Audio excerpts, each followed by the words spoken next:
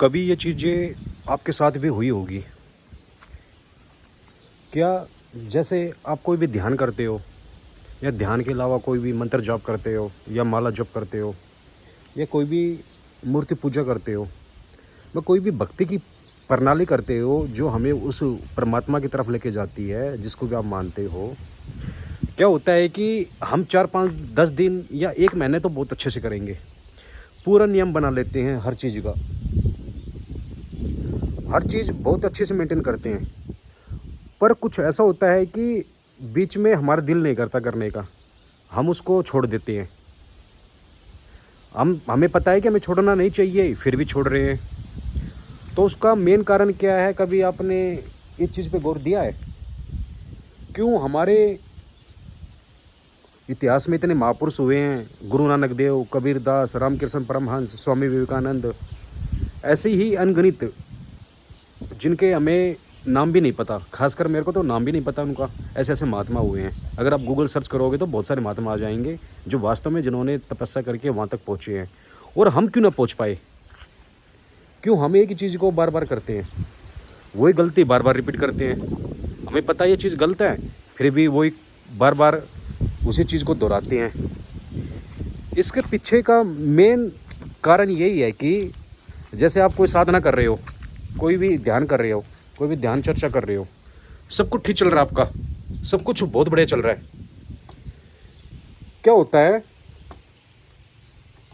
जैसे मैं हूँ यहाँ पर अपने में अपनी कोई भी, जैसे ध्यान की कोई भी हम क्रिया करते हैं, कोई भी अपने पास यहाँ भगत आते हैं क्रिया करने के लिए, एक टाइम ऐसा आता है कि मन हमारा उबने लग जाता है इन चीज़ों से, ठीक है ना। जो मन की हंसली पकड़ होती है बहुत ही अंदर गहराई से जुड़ी हुई होती है। उनका क्या होगा, जैसे जब भी हम अपनी यात्रा कर रहे हैं, मैं आपको शब्द नहीं है, मैं क्या समझाऊँ आपको, किस तरीके से समझाऊँ।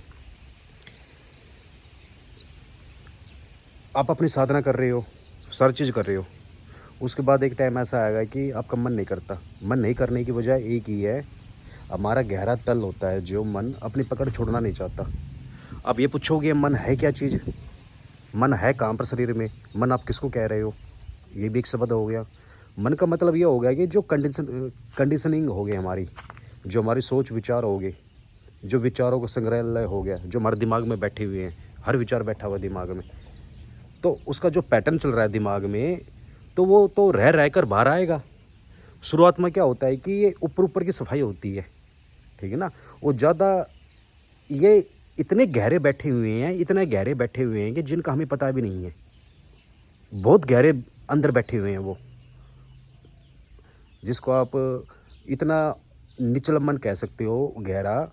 जैसे आपने देखा होगा ना, तालाब होता है, कोई जोड़ होता है गाँव का, उसका ऊपर का पानी साफ दिखाई देगा, पर जैसे आप नीचे नीचे जाओगे तो उसका पानी आपको कीचड़ वाला दिखाई देने लग जाएगा, ठीक है ना। तो इसी तरह हमारे विचार होंगे।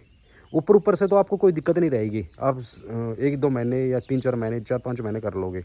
जब आप अपने रास्ते पर चलना शुरू करोगे, आपका मन शांत होने लग जाएगा, ठीक है। आपका शरीर की जो तांत्रिक क्रिया है वो भी साथ ठीक होने लग जाएगी। इसके बाद जैसे जैसे आप नीचे जाओगे, गहरे उसमें जाओगे, तो वो विचार ऊपर आने लग जाएंगे। वो इतने स्ट्रॉन्ग होते हैं कि वो कहीं ना कहीं आपको हिंट देंगे। जैसे कोई भी आप कोई कर्म करते हो, कोई भी एक्स्ट्रा कर्म जो आपको नहीं करना चाहिए, वो एक बार आप उसमें बह जाओगे। एक बार बहने के बाद ये कहेगा कोई बात नहीं, एक बार कर लेते हैं, कोई दिक्कत नहीं है, तो उसके बाद तो हम करेंगे नहीं।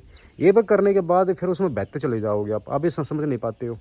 और ये क्रिया बार बार होती है, बार बार बार बार बार 4 5 महीने करोगे फिर दोबारा हो जाएगी, 6 7 महीने नहीं करोगे फिर दोबारा हो जाएगी, यहाँ तक कि 4 5 साल नहीं करोगे आप, एक टाइम ऐसा आएगा कि आप दोबारा करने लग जाओगे। ये तब तक चलता रहेगा जब तक आप अपने आप को अच्छे से समझोगे नहीं, अपने विचारों को नहीं समझोगे, अपने मन को नहीं समझोगे, वे कौन सी हिसाब से चलता है हमारा मन। तो बार बार ये चीज़ होती रहेगी। इसलिए साधना का रास्ता, इसलिए इसका रास्ता एक ही समझा है।